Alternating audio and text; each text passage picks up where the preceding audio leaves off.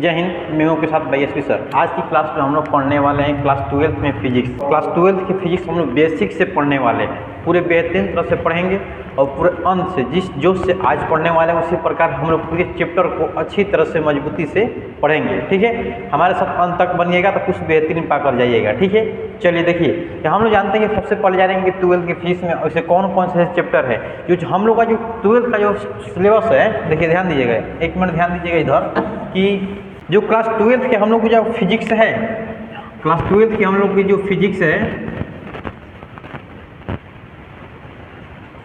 Class 12th के physics में unit form में सबसे पहले क्या बोलते हैं कि फुल सिलेबस को जानेंगे। फुल सिलेबस के मतलब जान लेंगे तो हमें यह पता चल जाता है कि हमारे पाठ में यूनिट फॉर्म में कितने सिलेबस दिए गए हैं, कितने चैप्टर दिए गए हैं, उनके बारे में हम लोग जान सकते हैं। सबसे पहले हम लोग क्या करेंगे, पूरे चैप्टर को, पूरे क्लास 12th की फिजिक्स को चैप्टर को बाई चैप्टर मतलब यूनिट फॉर्म में कितना है उसके बारे में जानेंगे। चलिए देखिए, सबसे पहले क्लास 12th की फिजिक्स, क्लास 12th की जो फिजिक्स है वह जैसे सबसे पहले हम दो भाग में बांटते हैं। भाग के फॉर्म अपने से हम बांटे हुए हैं। सबसे पहले संपूर्ण पाठ जानेंगे। क्या पे जानेंगे कि सबसे पहले हम लोग संपूर्ण पाठ के बारे में जानेंगे। संपूर्ण पाठ यानी फुल सिलेबस।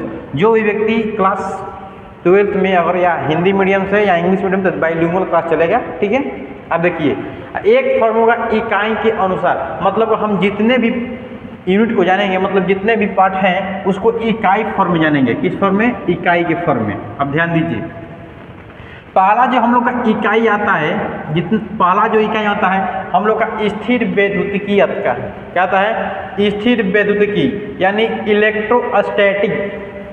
इलेक्ट्रोस्टैटिक आता है। क्या आता है? इलेक्ट्रोस्टैटिक। इलेक्ट्रोस्टैटिक के मतलब होता है, स्थिर वैद्युतिक के मतलब होता है कि जो पहला जो यूनिट होता है उसमें आवेश के बारे में चर्चा किया जाता है।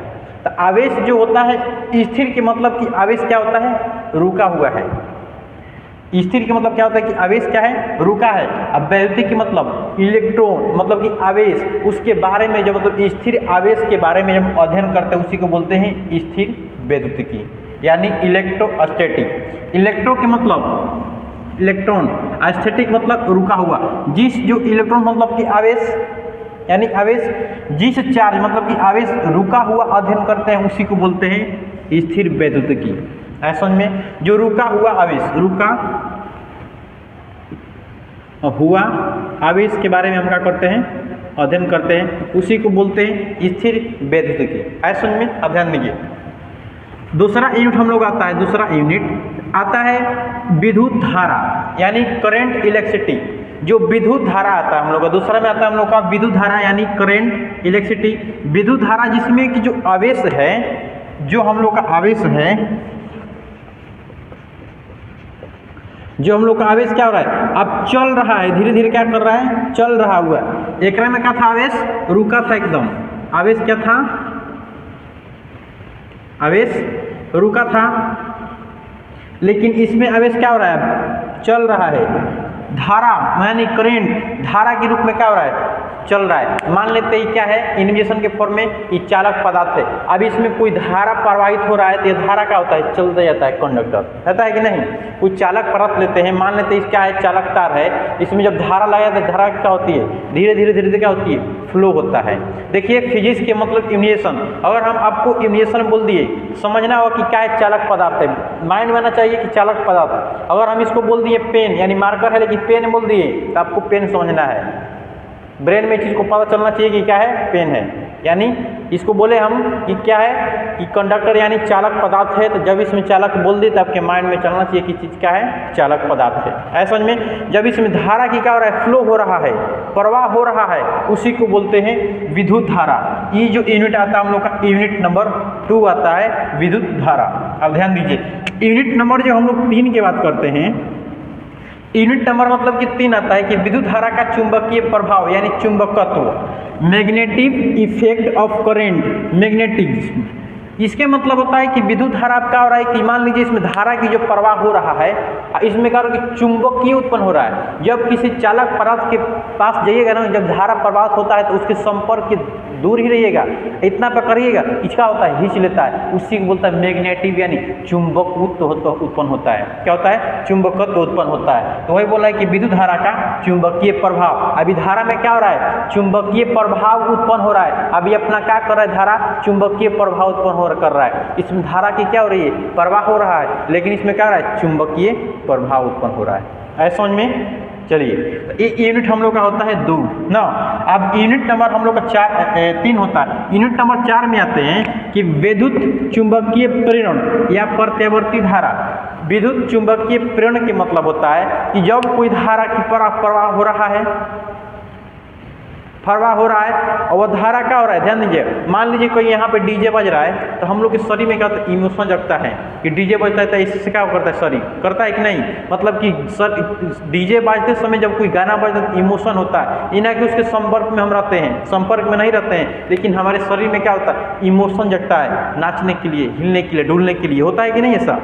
आप देखिए प्रत्यावर्ती का मतलब कि हम लोग के जितने भी घर वायरिंग होता है, तार जितने भी लाइट बढ़ रही है, ये सब क्या है? प्रत्यावर्ती धारा, एसी करंट, अल्टरनेटिंग करंट। क्या बोलते हैं? Alternating current. ऐसा में इसको जब हम चैप्टर को पढ़ेंगे, इसके यूनिट की फॉर्म को अंदर जाकर जब पढ़ेंगे तो वहाँ से बेहतरीन तरह से समझेंगे, क्योंकि अभी तक यूनिट हम आपको समझा रहे हैं। ऐसा समझ में कि क्लास 12 के जो यूनिट, अगर आपसे कोई क्वेश्चन पूछेगा कि क्लास 12 में पढ़ते हो बाबू, तो बताइए, कोई पूछेगा कि कितने यूनिट है क्लास 12 में, तो कितने बताइएगा? 10, क्योंकि 5 इधर होता है, 5 इधर होता है। अब ध्यान दीजिएगा, हम बताएंगे सबके बारे में। अब आता है कि 5 नंबर में आता है विद्युत तरंग, यानी विद्युत चुंबकीय तरंग, इलेक्ट्रोमैग्नेटिक वेव।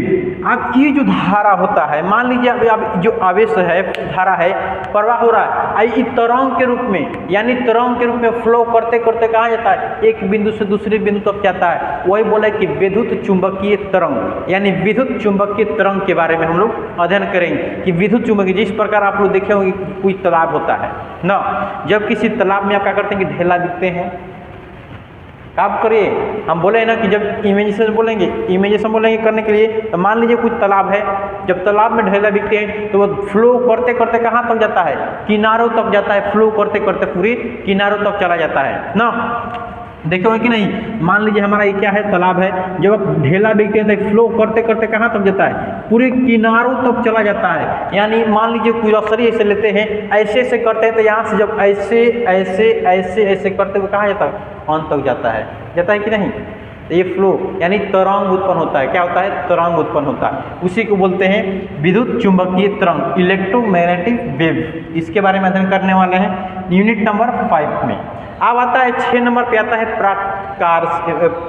प्रकाशीय यानी ऑप्टिक्स आता है ना।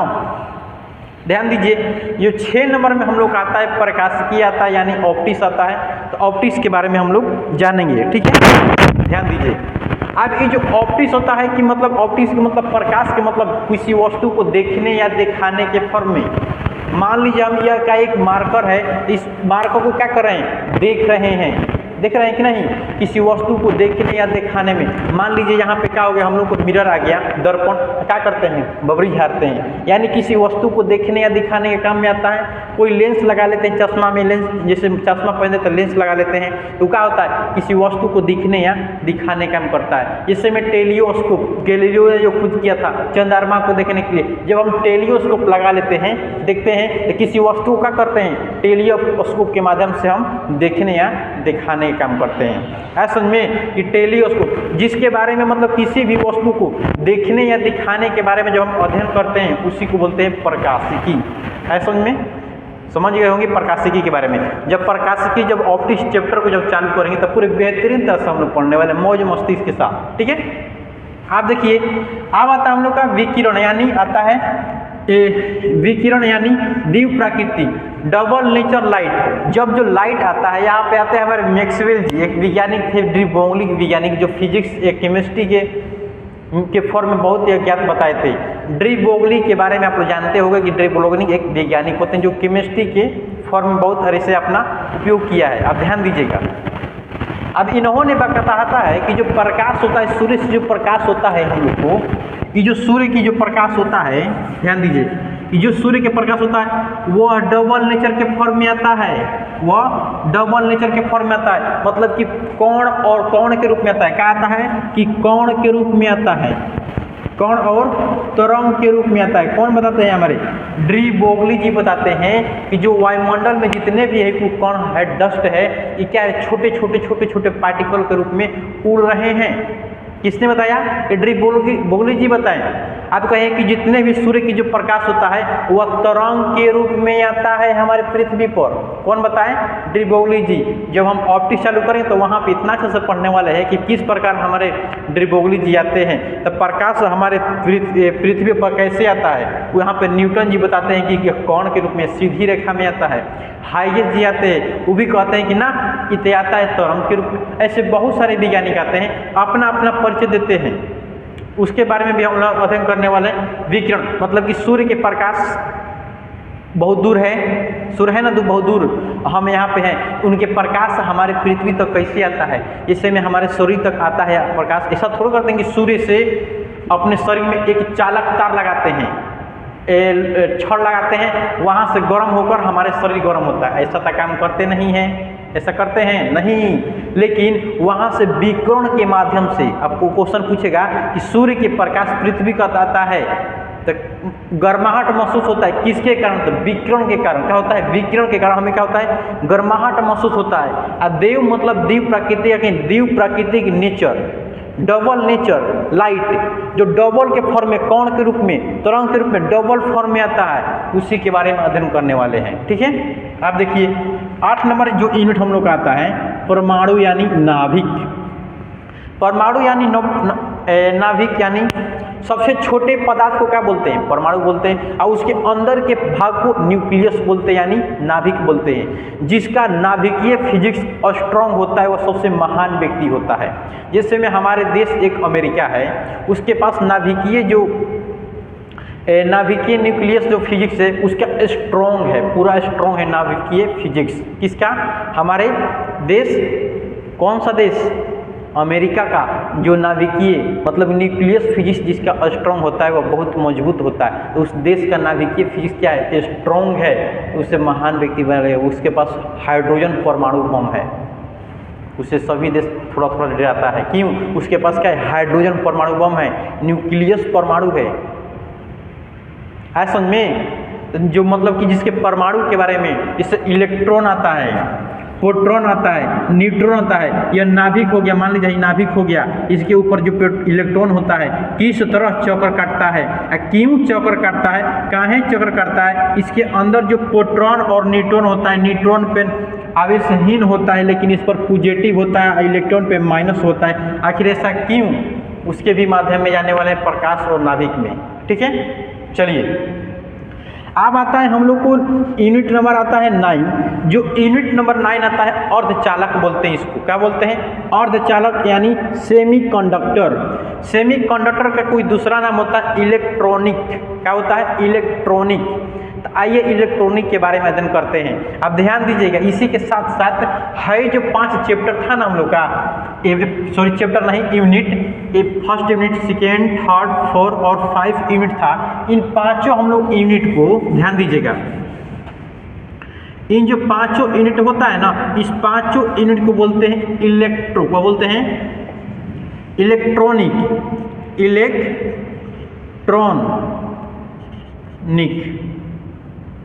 इलेक्ट्रॉनिक बोलते हैं। इलेक्ट्रॉनिक इसलिए बोलते हैं इलेक्ट्रॉनिक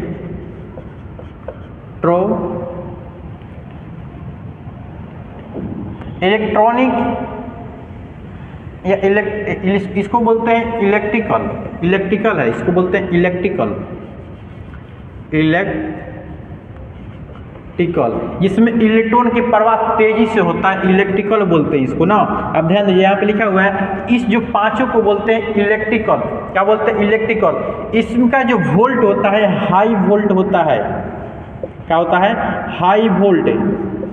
इसका हाई वोल्ट के फॉर्म में ई होता है, इसका हाई वोल्ट होता है। वोल्ट क्या होता है, उच्च होता है, वोल्टता इसकी अधिक होता है। किसका, इस पांचों चैप्टर की जो हाई वोल्ट होता है। लेकिन यहाँ पे जो अर्धचालक होता है, सेमीकंडक्टर होता है, इसको इलेक्ट्रॉनिक बोलते हैं। इसकी वोल्टता क्या होती है, लो होती है। इसकी वोल्टता क्या होती है,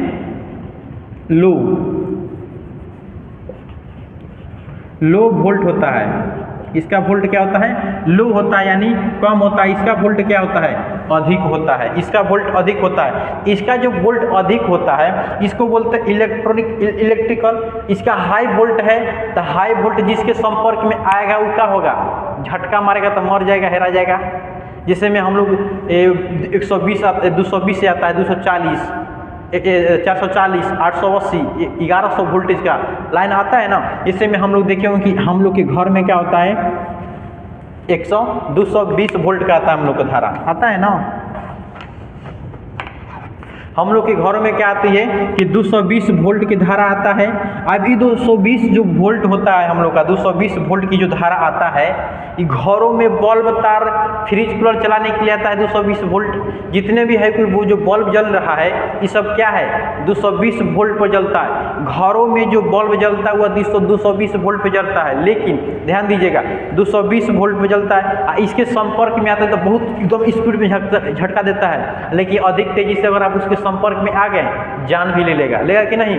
अगर आप कभी 420 वोल्ट को 420 वोल्ट जो आटा चक्की के मिल देखे हुए हैं, जो आटा चक्की का जो मिल चलता है वो 440 वोल्ट का होता है। कितना, 440 वोल्ट का आटा चक्की वाला जो मिल होता है 440 वोल्ट का होता है।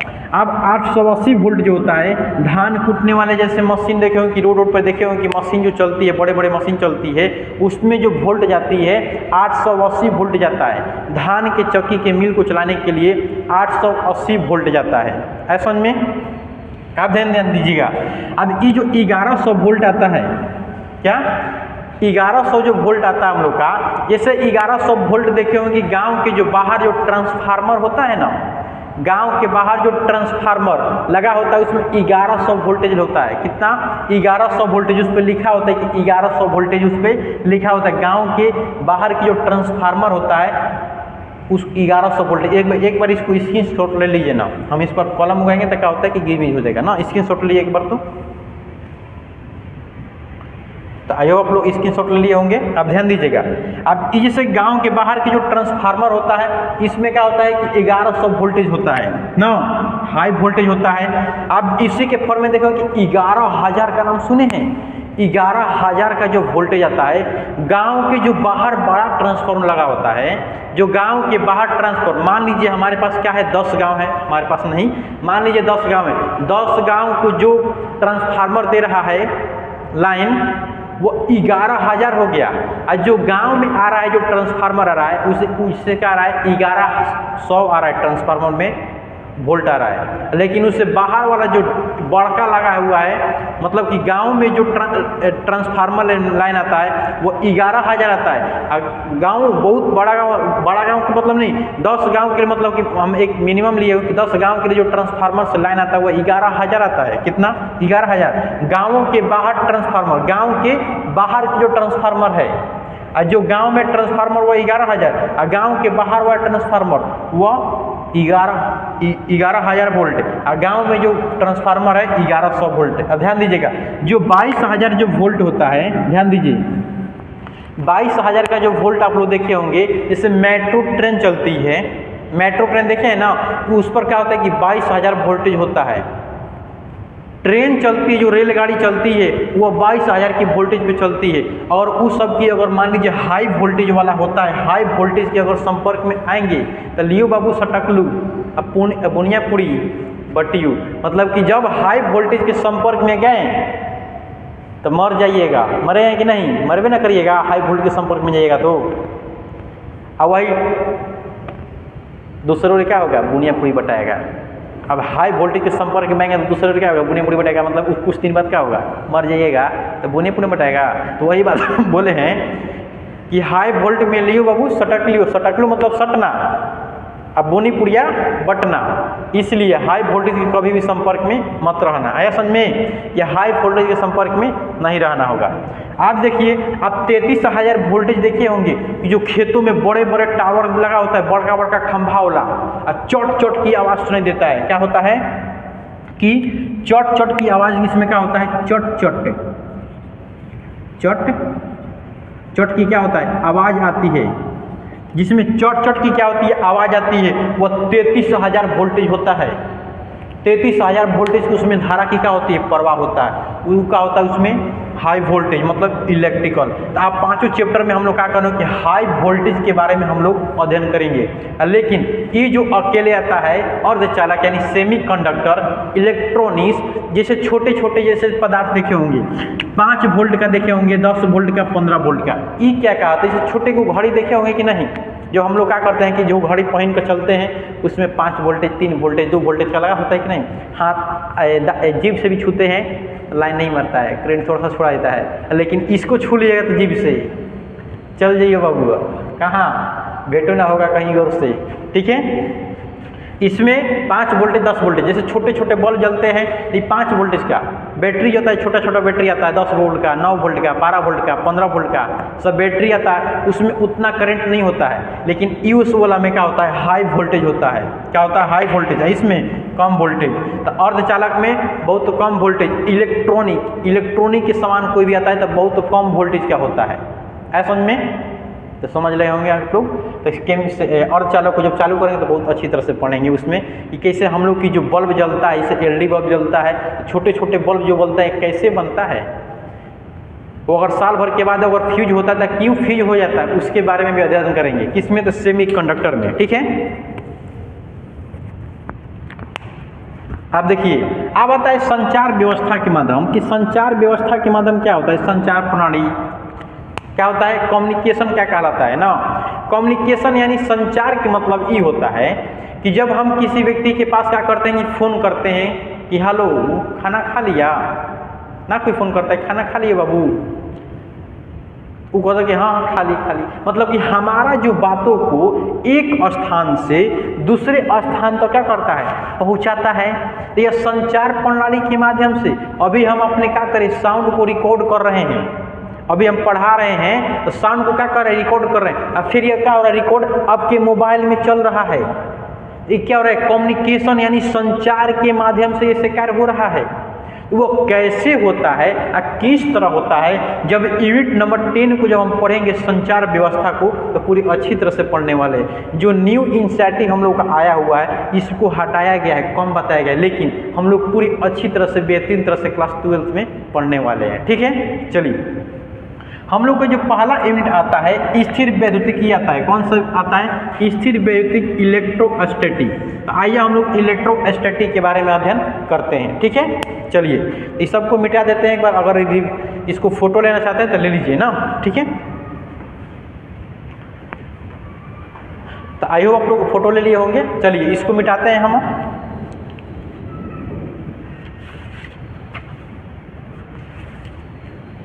चलिए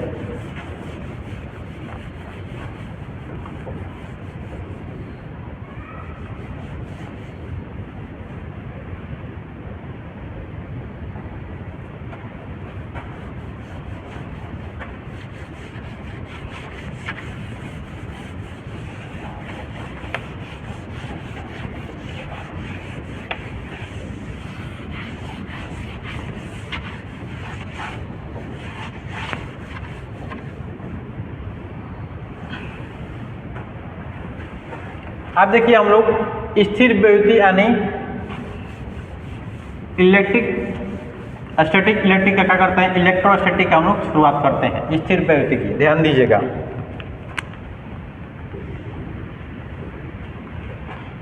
यूनिट नंबर 1 को हम लोग इसको लिख लीजिएगा आप लोग। हम जितने यूनिट लिखे थे ना, तो 10 यूनिट को लाइन बाय लिखिएगा ना। 10 यूनिट का करना होगा आप लोग को, लाइन बाय लाइन लिखना होगा। हम जो यूनिट चालू करते हैं, यूनिट नंबर 1 को चालू करते हैं, ये आता है हम लोग का स्थिर वैद्युतिक। क्या आता है? स्थिर वैद्युतिकी। देखिए हम इसको बताए हुए कि जिसमें रुके हुए आवेशों का क्या करते हैं, अध्ययन करते हैं। जिसमें रुका हुआ आवेश का क्या करते हैं, रुके हुए आवेश का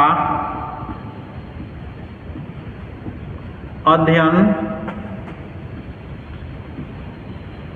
करते हैं, उसी को बोलते हैं, क्या बोलते हैं, इलेक्ट्रोस्टैटिक यानी स्थिर वैद्युतिकी। है समझ में। रुके हुए आवेश का क्या करते हैं, अध्ययन करते हैं हम लोग, रुके हुए आवेश का अध्ययन करते हैं, उसी को बोलते हैं इलेक्ट्रोस्टैटिक। आइए इलेक्ट्रोस्टैटिक क्या कहलाता है। इलेक्ट्रोस्टैटिक को बोलते हैं मतलब कि स्थिर वैद्युतिकी को हम लोग 4 भागों में बांटते हैं। 4 भागों में हम लोग इसको बांटते हैं कि 4 भाग में कौन कौन सा बढ़ता है, अब ध्यान दीजिएगा। इसको क्या करते हैं, हम 4 भागों में बांटते हैं। इसको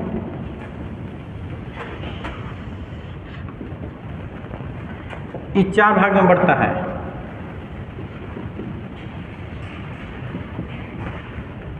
देखिए पहला जो भाग होता है हम लोग का विद्युत आवेश होता है। क्या होता है, विद्युत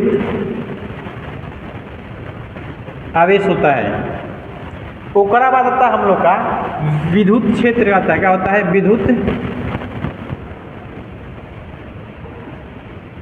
विद्युत क्षेत्र आता है। इसके बाद आता है विद्युत विभव, विद्युत विभव। इसके बाद आता है हम लोग का विद्युत धारिता यानी धारिता आता है, धारिता। विद्युत धारिता हम लोग आता है ना, ठीक है। इसको बोलते हैं इलेक्ट्रिक कैपेसिटर। इलेक्ट्रिक लिख लेना, हम लोग कैपेसिटर लिखते हैं, कैपेसिटर, ठीक है। इसको बोलते हैं पोटेंशियल। क्या बोलते हैं, इलेक्ट्रिक पोटेंशियल, इलेक्ट्रिक पोटेंशियल। इसको बोलते हैं इलेक्ट्रिक फील्ड, इलेक्ट्रिक फील्ड। इसको बोलते हैं इलेक्ट्रिक चार्ज, इलेक्ट्रिक चार्ज। इसको क्या बोलते हैं, इलेक्ट्रोस्टैटिक लिख दीजिए, यहाँ पे लिख देते हैं। देखिए इलेक्ट्रोस्टैटिक, इलेक्ट्रोस्टैटिक्स, ठीक है। इलेक्ट्रोस्टैटिक यानी electric field, electric charge, electric field, electric potential, electric capacitor ना।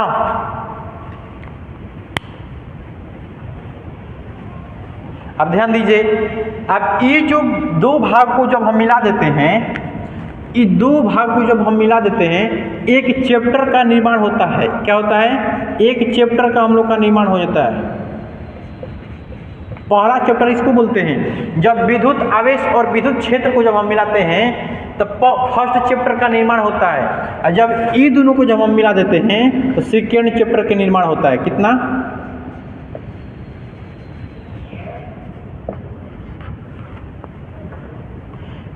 सेकेंड चैप्टर का हम लोग का होता है, निर्माण होता है ना। ये सेकेंड चैप्टर के हम लोग का होता है, निर्माण होता है ना। हम लोग पहले चैप्टर को स्टार्ट करते हैं। चलिए पहला चैप्टर हम लोग का आता है विद्युत आवेश और विद्युत क्षेत्र आता है। तो चैप्टर नंबर हम लोग डालिएगा, सबसे पहले क्या डालेंगे, CAP। चैप्टर नंबर हम लोग का आता है, फर्स्ट आता है ना, चैप्टर नंबर फर्स्ट। ये जो चैप्टर नंबर फर्स्ट आता है हम लोग को, चैप्टर नंबर फर्स्ट आता है, क्या नाम होता है कि विद्युत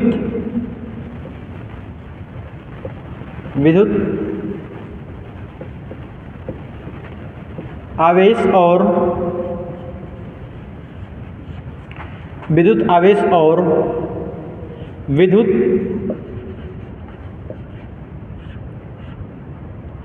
क्षेत्र, विद्युत आवेश और विद्युत क्षेत्र। हम लोग के फर्स्ट चैप्टर का नाम क्या है, विद्युत आवेश और विद्युत क्षेत्र, ठीक है। इसके बारे में हम लोग अगले पार्ट में पढ़ेंगे कि पहला चैप्टर को हम लोग स्टार्ट करेंगे। आज की क्लास में हम लोग पूरे अच्छी तरह से इंट्रोडक्शन पढ़ लिए। अब ये जो आवेश जो है, देखिए आवेश के अब पहला चैप्टर हम लोग का है विद्युत क्षेत्र, विद्युत आवेश और विद्युत क्षेत्र। सबसे पहले हम लोग क्या पढ़ेंगे कि विद्युत आवेश के बारे में सबसे पहले हम लोग पढ़ेंगे। क्या पढ़ेंगे कि विद्युत आवेश के बारे में पढ़ेंगे। उसके बाद हम लोग क्या करेंगे, विद्युत क्षेत्र, विद्युत आवेश के बारे में पढ़ेंगे। सबसे पहले हम लोग क्या करेंगे, विद्युत आवेश के बारे में पढ़ेंगे। आवेश के बाद क्या पढ़ेंगे, विद्युत क्षेत्र। ठीक है, तो विद्युत आवेश को हम लोग अगले पार्ट में हम लोग पढ़ने वाले हैं ना। अगले पार्ट में हम लोग विद्युत आवेश को चालू करेंगे। ठीक है, मिलते हैं अगले वीडियो के साथ। अगले वीडियो में किस चैप्टर को मिलेंगे, विद्युत आवेश। ठीक है, अब जब हम विद्युत आवेश को जब पढ़ेंगे, सबसे पहले हम क्या करेंगे कि पूरे पार्ट को जो पहला चैप्टर हम लोग का विद्युत आवेश और विद्युत क्षेत्र, इसको पहले यूनिट फॉर्म में सजा देंगे। यूनिट फॉर्म में जब सजा देंगे हम, तो याद करने में क्या होता है कि आसानी पड़ता है ना। सॉरी, याद करने बोल रहे हैं कि याद करने में भी, पढ़ने में भी, और पता चलता है ये चीज़ कि मान लीजिए हम यूनिट हम पढ़ा दिए, पढ़ाएं आपको यूनिट नंबर स्थिर विद्युत की, तो आपको अगले पार्ट में पता चलेगा कि हम लोग को अगला यूनिट क्या पढ़ना है, विद्युत धारा पढ़ना है।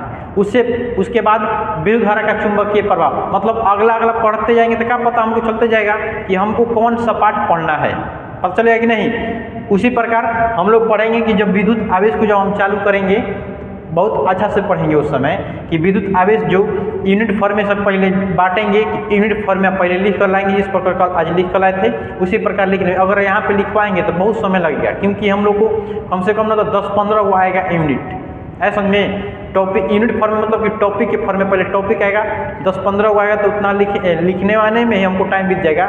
इसलिए अगले जान जो हम लाएंगे तो टॉपिक बाई टॉपिक को उसको लिख देंगे, और टॉपिक बाई टॉपिक को क्या करेंगे, पढ़ते जाएंगे और रियलाइज करते जाएंगे कि आज टॉपिक ए पढ़े, कल टॉपिक बी पढ़ेंगे, कल टॉपिक सी पढ़ेंगे। मतलब अगले दिन क्या करते हैं, एक और टॉपिक पढ़ते जाएंगे पूरी अच्छी तरह से। ठीक है, तब मिलते हैं अगले वीडियो के साथ विद्युत आवेश यानी विद्युत आवेश और विद्युत क्षेत्र के साथ। ठीक है, अच्छा लगे वीडियो तो लाइक और शेयर करना ना भूलें। आपको आज कैसा लगा है वीडियो, कमेंट में जरूर बताएं। ठीक है, कि आप मान लीजिए यहाँ पे पढ़ाएं, आपको कैसा लगा है वीडियो तो कैसे पता चलेगा, जब तक आप कमेंट करिएगा नहीं, तो कमेंट करिए। ठीक है, अच्छा लगे वीडियो तो मिलते हैं अगले वीडियो के साथ। जय हिंद, जय भारत।